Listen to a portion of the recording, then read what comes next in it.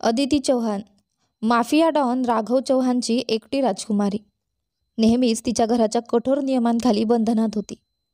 ती साध्या जीवनाचा आनंद घेऊ इच्छित होती. पण एक दिवस ती गुप्तपणे बाहेर पडली आणि मैत्रिणीच्या पार्टीत काही लोकांनी तिच्या ड्रिंकमध्ये काही मिळवले. यामुळे तिच्या वडिलांनी तिचे शिक्षण थांबवले आणि तिला खाजगी शिक्षणासाठी घरात ठेवले.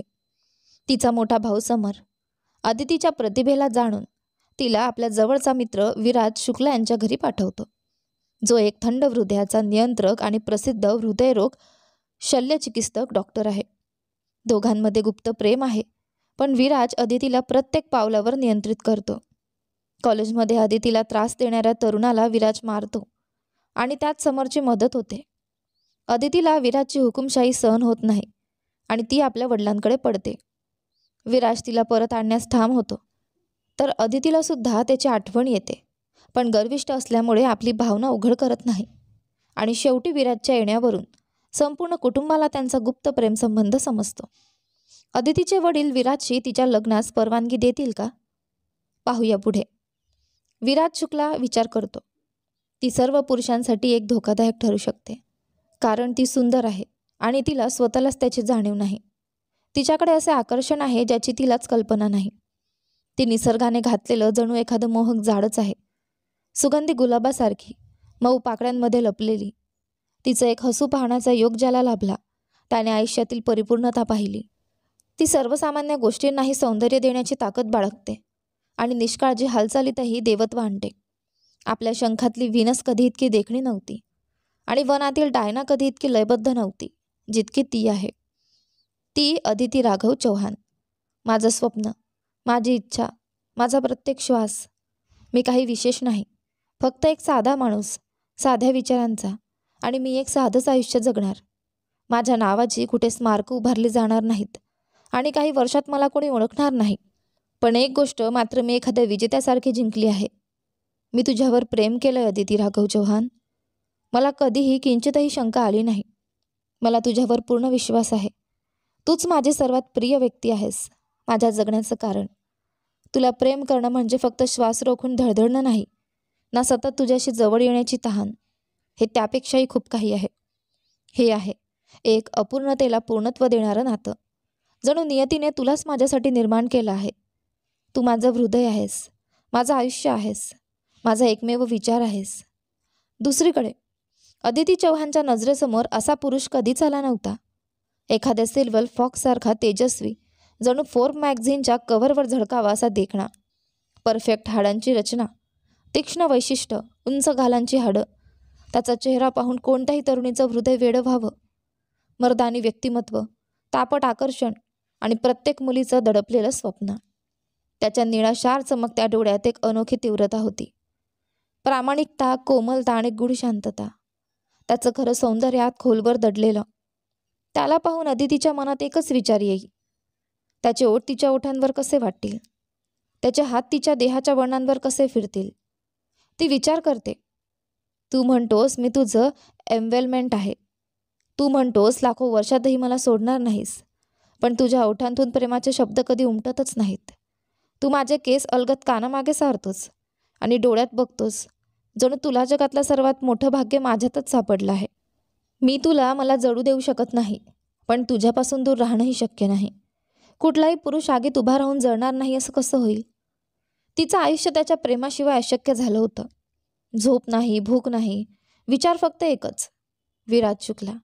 दिवसभर त्याला पाहण्यासाठी आतुरता आणि भेटल्यावर हृदय ढवळून निघे. तो तिला मिठीत घेईल ते क्षण पुन्हा पुन्हा मनात रंगवणं, हेच तिचं जगणं झालं होतं. मला कधीच इतकं सुंदर वाटलं नव्हतं स्त्री म्हणून, जितकं त्याचे निळे डोळे तिच्यावर पडले तेव्हा वाटायचं. आपण इतका काळ एकमेकांवर प्रेम करत आलो आहोत शब्दांशिवाय. आता वाटतं नियतीनेच आपल्याला एकत्र जोडलं आहे. विराज शुक्ला. डिसेंबरचा महिना. मुंबईमध्ये भीषण थंडी, मुसळधार पाऊस, गरजणारे मेघ, काळोखाने भरलेलं आकाश. अदिती विराजच्या घरी होती. फायरप्लेस समोर हात चोळत ऊब घेण्याचा प्रयत्न करत होती. विराज हातात कप घेऊन आला. अदिती, तुझं हॉट चॉकलेट. तो तिच्या जवळ येऊन बसला. अदिती दोन्ही हातांनी कप पकडून सावकाश घोट घेत होती, त्या समृद्ध चवीचा आनंद घेत. आता पण थंडी वाटते? त्याचा आवाज मंद, करडा आणि काळजीने भरलेला. ती काही बोलणार इतक्यात तो पुन्हा उठला. ब्लँकेट घेऊन आला. अत्यंत हळुवारपणे दोघांवर आच्छादन घातलं. त्या स्पर्शाने तिच्या अंगातील साऱ्या नसांमधून एक झंकार उठला. पूर्ण देह थरथरला. तो खाली वाकला. त्याचे ओठ तिच्या गालाला स्पर्शून गेले. अदिती, तुझी खूप आठवण आली होती. तो कुजबुजला. त्याचा स्वर नरम, उत्कट. त्याचा सुवास ताज्या लिंबूसारखा आणि तरीही ज्वलंत पुरुषी तिच्या संपूर्ण असण्याला वेढून टाकत होता. तो कपाळाच्या पोकळीतून गालांवर ओठ फिरवत होता. तिच्या शरीरात अनोख्या गोड संवेदना जाग्या होत होत्या, ज्या तिने कधी अनुभवल्याच नव्हत्या. त्याचे हात तिच्या पाठीवरून सरकत तिच्या बाह्यांवर आले. तिला स्वतःकडे खेचलं. तिला भोवळ यावी इतकी जवळ. अदिती, मी तुला किस करू शकतो? त्याचा आवाज किंचित भरड आणि तरीही समुद्रासारखा खोल. तिने हलकं मान हलवली. तो तिच्या पाठीकडून अलगद हात फिरवत तिला आणखी जवळ घेत होता. त्यांच्या छाती भिडल्या. ती थरथरली. त्याने तिचं डोकं अलगद मागे झुकवलं आणि तिच्या ओठांवर अलगद, सावध, कोमल चुंबन ठेवलं. दुनिया हलू लागली. तिच्या सभोवतीचं जग एक धुसर वलय बनला. विराज, मलाही तुझी तेवढीच गरज आहे जितकी तुला माझी आहे, ती कुजबुजली. त्यानंतर चुंबन आणखी तीव्र झालं. त्याची जीभ तिच्या ओठात शिरली. कोमल पण ठाम हक्काने. तिने त्याच्या शर्टची मूठ बांधली. दुसऱ्या हाताने केसांवर पकड घेतली. त्याच्या अंगातील गुरगुर तिच्या कानांतून उतरून तिच्या आत्म्यापर्यंत पोहोचत होती. शेवटी तो कुजबुजला. मला तुझं माझ्या मिठीत बसणं खूप आवडतं. आणि त्यानंतर त्यांचं चुंबन आणखी खोलवर शिरलं. जण तो तिला पूर्णपणे अनुभवून घ्यायचा होता आणि तिलाही माहीत होतं ती आता कधीही त्याच्यापासून दूर राहू शकणार नाही. अदितीच्या मैत्रिणीच्या रेझिनाचा वाढदिवस होता. ती स्वतः अदितीला तिच्या वाढदिवसाच्या निमित्ताने आमंत्रित करण्यासाठी तिच्या घरी आली होती. अदितीने ही संधी उपयोगात आणण्याचा निर्णय घेतला. असे पुरुष ज्यांना माझ्या जीवनाची किंमत माहीत नाही, जे मला काहीही नाही असे समजतात, अशा व्यक्तीबरोबर राहण्याचा काही उपयोग नाही, तिने विराजला कळवले. तिने त्याच्याशी उघडपणे सांगितले की ती त्याच्यावर प्रेम करते, पण विराजने तिला नाकारले. शाळेत असताना त्याने तिला एकदाच नकार दिला होता आणि आता ही दुसरी वेळ होती. प्रत्येक वेळी विराजकडे बघताना अदितीला तिच्या पराजयाची जाणीव होत असे. अदितीचे हृदय त्याच्या नकाराला मान्य करू शकत नव्हते. शाळेत अनेक मुलांनी तिला प्रपोज केले होते, पण ती फक्त विराज शुक्लाकडे आकर्षित झाली होती, जो तिच्या अस्तित्वाबद्दल जरी जाणून होता. तिने शेखरला फोन करून योजना बनवली. शेखर हा एकमेव पुरुष होता जो तिला खरी समजून घेऊ शकत होता. तो तिला विराजसारखा नियंत्रित करत नव्हता, तर तिच्या निर्णयांमध्ये तिला योग्य महत्त्व देतो. तो तिच्यासाठी योग्य माणूस होता. प्रेम नेहमीच लग्नापूर्वी येते असे नाही. कधीकधी लग्नानंतरही प्रेम वाढते. तिच्या आईचे जीवन हे याचे उत्तम उदाहरण होते. जरी तिला शेखरवर विराजसारखे प्रेम नव्हते, तरी तिला वाटले की विवाहानंतर तिचे जीवन गुलाबाच्या पलंगासारखे सुंदर होईल, अगदी तिच्या आईसारखेच. तिच्या भविष्याबद्दल विचार करताना तिच्या ओठांवर एक हलकी स्मित हास्य उमटले. विराज आपल्या स्टडी रूममध्ये फाईल वाचत बसला होता. अदिती रेझिनासोबत थोड्या मानसिक पाठिंब्यासाठी दरवाजा ठोठावते. तिने धाडसाने विराजकडे बघत नम्रतेने सांगितले, हॅलो, गुड मॉर्निंग सर. मी रेझिना, अदितीची मैत्रीण.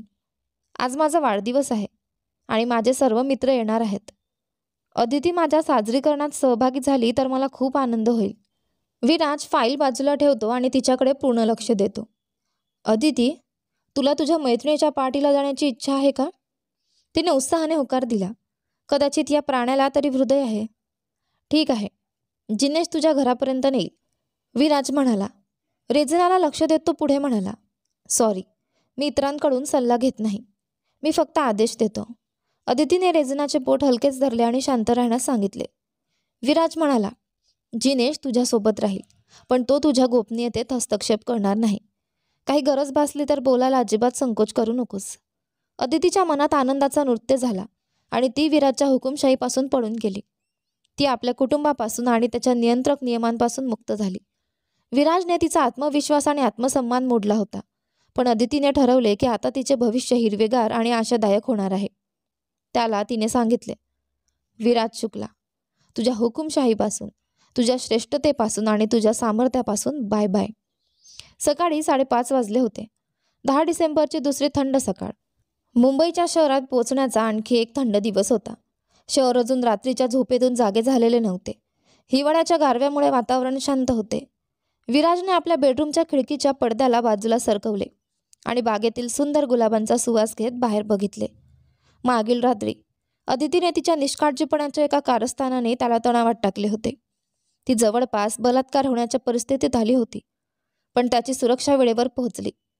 जर ती एका क्षणाने दुसऱ्या बाजूला गेली असती तर त्याने आयुष्यभर स्वतःला माफ केले नसते.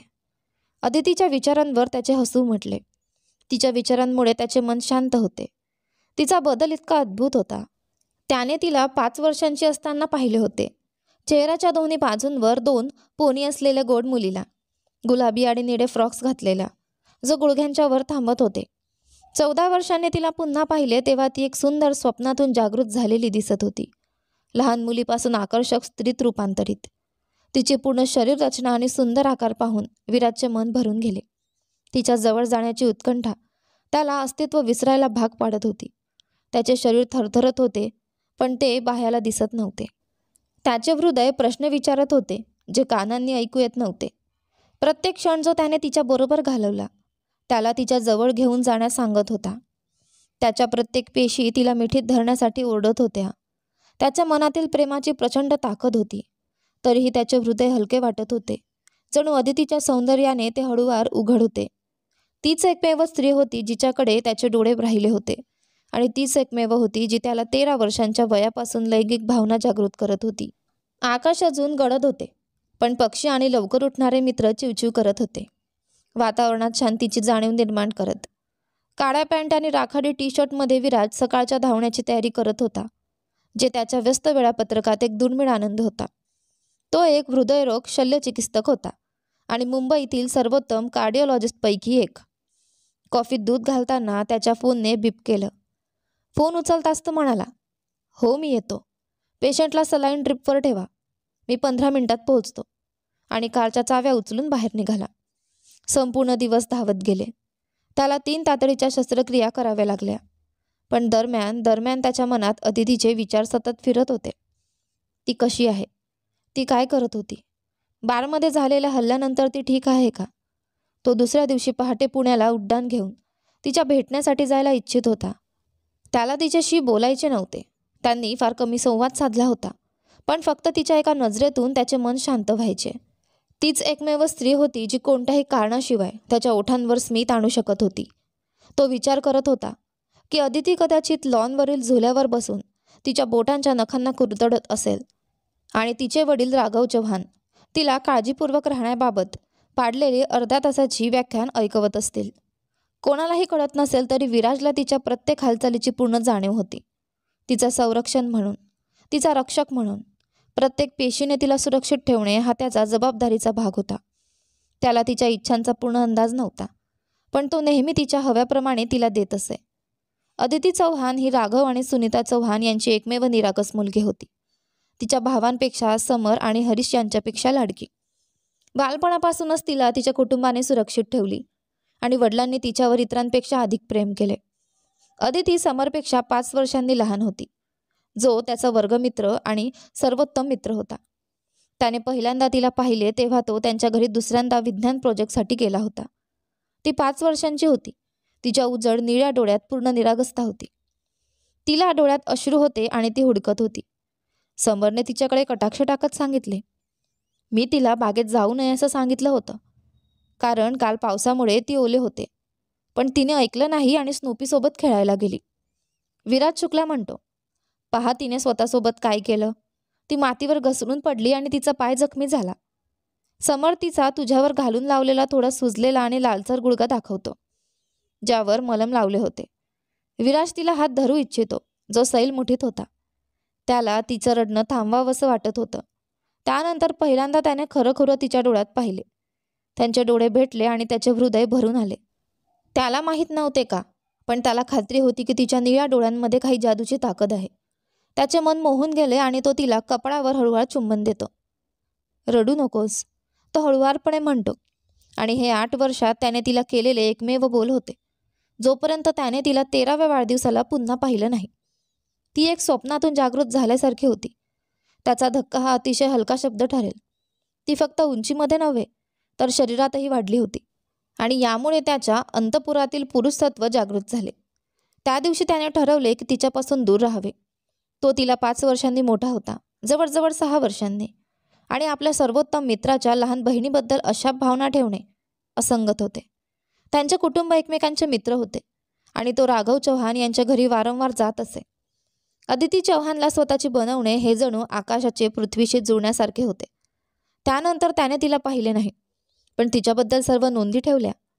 तिच्या सुरक्षिततेची जबाबदारी घेतली, ज्यामुळे त्याला तिच्यावर लक्ष ठेवता आले आणि त्याला शांतीने झोपता आले. ती 3 वर्षांपूर्वी पुण्यामध्ये कुटुंबासोबत रेस्टॉरंटमध्ये त्याला पुन्हा दिसली होती. काही सेकंदासाठीच भेटणं होतं, पण तो ते अजूनही स्पष्टपणे आठवतो. ती हरीशच्या विनोदांवर हसत होती. तिचं हास्य इतकं सुंदर होतं की कोणत्याही उदास दिवसाला उजळा मिळत असे. आई व्यतिरिक्त त्याने तितकी सुंदर स्त्री कधी पाहिली नव्हती. तिची निरागसता, आत्म्याची शुद्धता, तिचा वेळफाटा त्याला भुरळ घालणारा होता. त्याला तिच्याकडे असलेला अपरिवर्तनीय आकर्षण जाणवत होते. तो जाणत होता की हे चुकीचे आहे, पण तीव्र भावना त्याच्यावर नियंत्रण ठेवू शकत नव्हती. तो कधीही कुणाबद्दल इतका संरक्षक झाला नव्हता जितका तो अदितीबद्दल होता. ती त्याच्यापेक्षा खूप लहान होती, पण त्याच्या सर्वोत्तम मित्राची लहान बहीणही त्याच्यासाठी बहीण समान होती. तो नेहमीच पुरुषांना तिच्यापासून दूर ठेवायचा. ती या खोट्या जगासाठी खूप निरागस होती. पण शेखर, तो मूर्ख, ज्याला ती आपल्या बॉयफ्रेंडसारखा मानते, सहजपणे तिच्या आयुष्यात प्रवेश झाला. विराजला समजत नव्हते की सुरक्षा प्रणाली कुठे चुकली. त्याने शेखर विरोधात पुरावे गोळा करणे आवश्यक होते, अन्यथा नुकसान जास्त होईल. शेखर माफिया कुटुंबाचा एक धाकटा आहे. स्त्रियांचा व्यापार करतो आणि निरागस तरुण मुलींना मध्यपूर्व देशांमध्ये विकतो. अदिती इतकी निरागस होती की ती या गोष्टी समजू शकत नव्हती. जरी तिचे वडील, भाऊ आणि कुटुंबातील सर्वजण तिला समजावण्याचा प्रयत्न करत होते. विराजला समजत नव्हते की शेखर अदितीच्या मागे का आहे. अदिती खूप शुद्ध आहे, पण तो एक हुशार फसवणूक करणारा आहे. तो खात्रीने जाणतो की शेखरला राघव आणि समर यांच्या माफिया संबंधांची माहिती आहे. त्यापेक्षा अधिक महत्त्वाचे म्हणजे अदितीच्या मागे एक रहस्यमय शक्ती आहे जी नेहमी तिला सुरक्षित ठेवेल, आणि त्या शक्तीचे नाव आहे विराज शुक्ला. अदिती चौहानची छेडछाड करणे म्हणजे आगीसोबत खेळणे. शेखर या सोप्या तर्काला का गेला नाही हे विराजला समजत नव्हते. जरी शेखर माफिया बॉसकडून पैशांची कमाई करू शकेल, तो त्या पैशांचा आनंद फक्त तितकेच घेऊ शकतो जोपर्यंत तो जीवित राहतो. आणि हीच या परिस्थितीतील सर्वात महत्त्वाची गोष्ट आहे, जर तो जिवंत राहिला, कारण विराज त्याला ते घडू देणार नाही. अदिती चौहान ही तिच्या बाबांची लाडकी प्रिन्सेस होती. तिला गुलाबी आणि जांभळा रंग खूप आवडायचे, आणि वय कितीही असले तरी टेडी बिअर्स आणि बार्बी डॉल्सवर तिचा अत्यंत प्रेमाने लोभ होता. ती तिच्या कुटुंबातील एकमेव मुलगी होती, त्यामुळे तिला तिचे बाबा आणि भाऊ नेहमीच लाड करत असत. हरीश, तो तिचा लहान भाऊ होता, नेहमी तिच्यावर कुरकुर करत असे. पण समरला, जो मोठा आणि जबाबदार भाऊ होता, तशी काही तक्रार नव्हती. समर नेहमी गंभीर आणि अभ्यासू होता, त्यामुळे आई बाबा त्याच्यावर नेहमी गर्व करत असत. अदिती आता 19 वर्षांची झाली होती, तरीही ती अजूनही आईबाबांसोबतच राहायची. कितीही वेळा बाबांशी भांडण्याचा प्रयत्न केला तरी ती हरत असे. बाबांनी तिला जगातल्या प्रत्येक गोष्टीसाठी होकार दिला होता, पण स्वतःपासून दूर जाऊ देत नाहीत. त्यांच्या संवादात नेहमी एकच वाक्य असायचे: तू माझं सर्वात मौल्यवान रत्न आहेस. तुझं लग्न होईपर्यंत तुला माझ्यापासून दूर जाऊ देणार नाही. हरीश बिझनेस ॲनालिटिक्सचा कोर्स करत होता आणि हॉस्टेलमध्ये राहत असे. तो रोज अदितीशी बोलत असे, तर समर फारच थोडक्यात संवाद साधत असे. आठवड्यातून एकदा फक्त अभ्यास कसा चाललाय असा प्रश्न विचारत असे. अदितीला त्याचा थोडक्यातपणा आणि गंभीर स्वभाव नेहमीच आश्चर्यचकित करायचा. देव जाणे समर ऑफिसमध्ये नेमके काय करतो. त्याच्या उद्धट स्वभावामुळे कदाचित त्याचे कर्मचारी त्याच्यापासून दूर राहतात. तरीही समरचा आत्मविश्वास आणि कर्तृत्व अदितीस नेहमी प्रभावित करत असे. अदितीच्या आयुष्यातील मागचा महिना तिच्यासाठी एक काळा अध्याय ठरला होता. मैत्रिणीच्या वाढदिवसानिमित्ताने ती क्लबमध्ये गेली होती, आनंदात वेळ घालवण्यासाठी. पण त्या रात्री कोणीतरी तिच्या ड्रिंकमध्ये काहीतरी मिसळलं आणि ती हळूहळू शुद्ध हरपण्याच्या अवस्थेत पोहोचली. ती स्वतःचा तोलसुद्धा सांभाळू शकत नव्हती आणि जवळजवळ तिच्यावर अनर्थ ओढावणार होता. परंतु सुदैवाने योग्य वेळी क्लबमधील सुरक्षा कर्मचारी तिथे पोहोचले आणि तिला त्या राडुंड्यांच्या हातून वाचवले. त्या दिवसापासून अदितीचे आयुष्यच बदलले. तिच्या बाबांनी तिच्यासाठी इतकी कडक सुरक्षा ठेवली की आता ती एकटीने खरेदीलाही जाऊ शकत नव्हती. अगदी तिच्या बॉयफ्रेंड शेखरला सुद्धा भेटायचं झालं तरी तिच्यासोबत कोणीतरी बॉडीगार्ड असायचाच. तिला आधी कधीच कल्पना नव्हती की बाबा तिच्यावर गुप्तपणे सुरक्षा ठेवून होते. आणि त्या घटनेनंतर तिला हेही ठाऊक होतं की आज जरी ती वाचली असली तरी उद्या सकाळी तिच्यावर तिच्या आईबाबांचा राग कोसळणारच आहे. डोक्यात ठणका चालू असल्यामुळे अदिती उठून बसली. आईने एकही शब्द न बोलता तिच्या हातात 2 ॲस्पिरिनच्या गोळ्या ठेवून दिल्या. अदितीने त्या लगेच पाण्यासोबत घेतल्या. आई जेव्हा रागात असायची तेव्हा गप्प बसायची आणि ते बोलण्यापेक्षा मोठी शिक्षा असायची. पण यावेळी बाबासुद्धा एक शब्द बोलत नव्हते. बाबा तिच्या आयुष्यातले सर्वात जवळचे व्यक्ती. आईचे प्रेम कठोर नियमांनी वेढलेले होते, पण बाबांचे प्रेम मोकळे आणि बंधनविरहित होते. जगाशी भांडणे त्यांना परवडेल, पण मुलीच्या पाठीशी उभे राहणे त्यांच्यासाठी सर्वात मोठं कर्तव्य होतं. अदितीला ठाऊक होतं, जग बदललं तरी बाबा तिच्यासाठी कधीच बदलणार नाहीत. त्या दिवशी न्याहारीच्या टेबलावर भयान शांतता पसरलेली होती. अदिती बेचैन होती आणि ती सतत आईबाबांच्या चेहऱ्याकडे नजर चोरून टाकत होती. काल जे झालं त्याचं स्पष्टीकरण आहे का तुझ्याकडे अदिती? बाबांनी विचारले, प्लेटमधल्या नूडल्स उचलत. डॅड, कुणीतरी माझ्या ड्रिंकमध्ये काही टाकलं. माझ्या नियंत्रणाबाहेर असलेल्या गोष्टींसाठी मी जबाबदार कशी? अदिती म्हणाली. खणखणाट. तिचा काटा प्लेटवर आपटला गेला. ती हादरली, पण बाबांकडे पाहण्याची हिंमत झाली नाही. मी ड्रिंक स्पाईक करण्याबद्दल बोलत नाहीये. मी तू ड्रिंक घेतलीस याबद्दल बोलतोय. त्यांचा आवाज तळकाफडकी चटका देत होता. 19 वर्षात पहिल्यांदाच अदितीने बाबांना तिच्यावर एवढं रागावलेलं पाहिलं. तिच्या डोळ्यात आपोआप अश्रू आले. डॅड, मला वाटलं एकाच ड्रिंकने काही बिघडणार नाही. तिचा आवाज थरथरत होता. पण पुढच्या क्षणी तिने विचारले, जेव्हा हरीश ड्रिंक करू शकतो तेव्हा मी का नाही? बाबांनी टेबलावर हात आपटला. भांडी किटली खणखणू लागली. मुलगे आणि मुली यांचं संगोपन वेगळं असतं. मी तुझ्या भावांना एवढे लाड केले आहे का? त्यांच्यावर प्रेम नसल्यामुळे नाही, पण तुझ्यावर जास्त आहे म्हणून. त्यांच्या डोळ्यात अक्षरशः ज्योत जळत होती. अदितीचे पाय टेबलाखाली थरथरत होते. तुझ्या भावांसाठी केलेली खरेदी तुझ्यासाठी केलेल्या खरेदीच्या अर्धी देखील नसते. तुझा प्रत्येक वाढदिवस आजही इतक्या धूमधडाक्यात साजरा होतो. सांग पाहू, तुझ्या भावांच्या वाढदिवसांना कधी असं सेलिब्रेशन केले का? त्यांचा आवाज अधिकाधिक चढत होता. म्हणूनच हरीश ड्रिंक करू शकतो आणि तू त्याच्यापेक्षा मोठी असूनही नाही. काही गोष्टी मुलांसाठी नसतात, त्या मुलींसाठी असतात. समजलंस का? अरे देवा. बाबा, मी लैंगिक असमानतेला समर्थन देत नाही, अदिती थेटपणे म्हणाली. बाबांनी तिच्याकडे हसत उत्तर दिलं. बेटा, तुला थेट बोलल्यासारखे वाटू नये, पण हे जगाचे वास्तव आहे. मी माझ्या मुलांबद्दल एक वडील म्हणून आपले कर्तव्य पूर्ण केले. मी त्यांना शिक्षित केले, जोपर्यंत ते स्वतःच्या पायावर उभे राहू शकत नाहीत. पण माझे कर्तव्य माझ्या मुलीबद्दल तिचे लग्न होईपर्यंत सुरू राहते. हेच अंतिम शब्द होते जे अदितीने आत्तापर्यंत बाबांकडून ऐकले होते. या निर्बंधांमुळे शेखरला भेटणे आणखी कठीण झाले होते. अदितीने तिच्या पहिल्या 2 सेमिस्टरची पदवी कॅम्पस हॉस्टेलमध्ये राहून पूर्ण केली होती. पण 3ऱ्या सेमिस्टरमध्ये उशिराने सामील झाल्यामुळे हॉस्टेलची जागा पूर्ण होती. 2 महिन्यांपूर्वी घडलेल्या आपत्तीचा विचार करता बाहेर रूम भाड्याने घेण्याची कल्पनाही शक्य नव्हती. तिला घरी परत जाण्याशिवाय दुसरा मार्ग नव्हता. कार पार्किंगकडे चालताना तिच्या मोबाईलवर भावाचा नंबर वाजला. हॅलो, कॉलेज कसे चालले आहे? समरचा उत्साही आवाज ऐकू आला. अदिती थोडी तोंड ओढते आणि त्याला तिचा उदास अनुभव सांगितला. काही क्षण तो शांत राहिला. समर, तू आहेस ना? अदिती थोडी संभ्रमित होऊन विचारते. तिचा मोठा भाऊ नेहमी गंभीर स्वभावाचा होता. प्रेम दाखवायचा नाही, पण अदितीला माहीत होतं की तो तिच्यावर खूप प्रेम करतो आणि कठीण वेळेत तिचा वडिलांशिवायही मदतनीस ठरतो.